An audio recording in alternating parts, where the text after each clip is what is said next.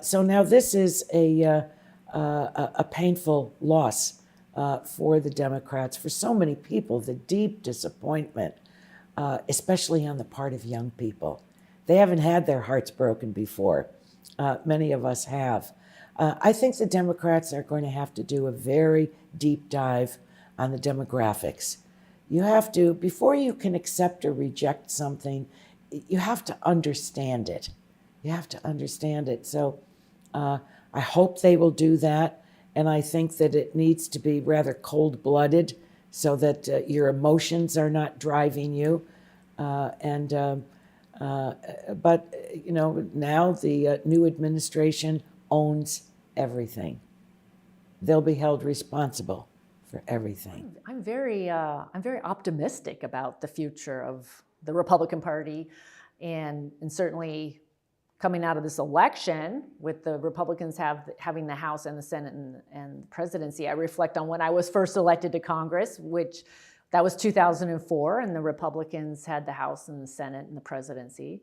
And since that time, it's, you know, there's been times when the Democrats had the majorities and everything, and then there's been divided government. But it really is an opportunity for the Republicans. I think when, you know, I reflect on when President Trump was first elected in 2016, during that first term, you know, we went to work, and I'm proud of the work that we did on the Tax Cuts and Jobs Act, and really led to the booming economy and more jobs being created. Securing the border was a top priority. Energy production.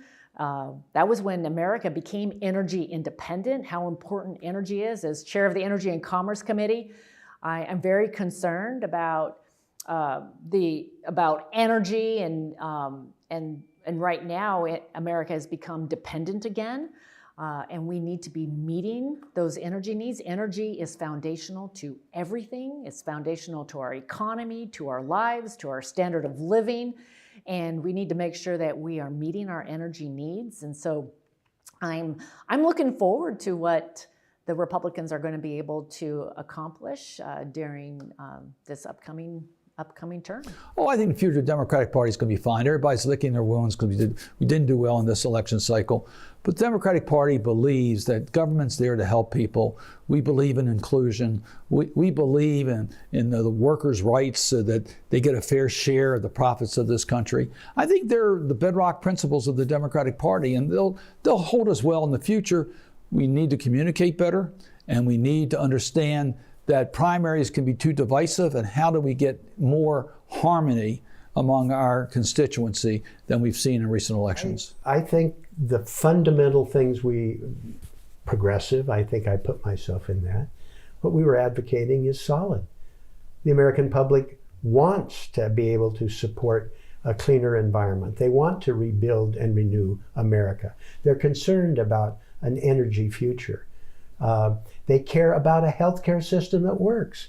And I mentioned I want to stop subsidizing a diet that makes us sick, but there are lots of things we can do to squeeze more value.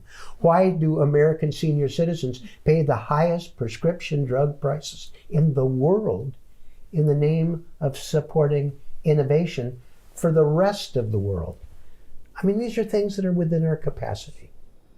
Well, obviously, we came through a tough year, and significantly so in my home state, where we lost the presidential race, we lost my Senate race, we lost 3 major races for the United States Congress. We lost all 3 statewide offices by more than 300,000, one of them for state treasurer by more than 400,000. So big losses across the board. Mine was narrow, but when that happens, I think you have to engage in a period of reflection about why that happened. I don't necessarily have a broad-based remedy or a soundbite to sum it up, but there's no question that when you serve in public office, one of your duties is not simply to represent your state and to vote in accordance with the best interests of your state. One of your duties is to tell people what you've achieved or what you've delivered for them. And I think too often Democrats are not as effective as we need to be on communicating those results to people, because it's not simply about boasting about your record. If you have a large number, as we do in Washington, a large number of politicians who are constantly denigrating government, kind of knocking it down, and when people don't have a sense that government has delivered, has brought a result, then I think the forces that want to denigrate government are empowered.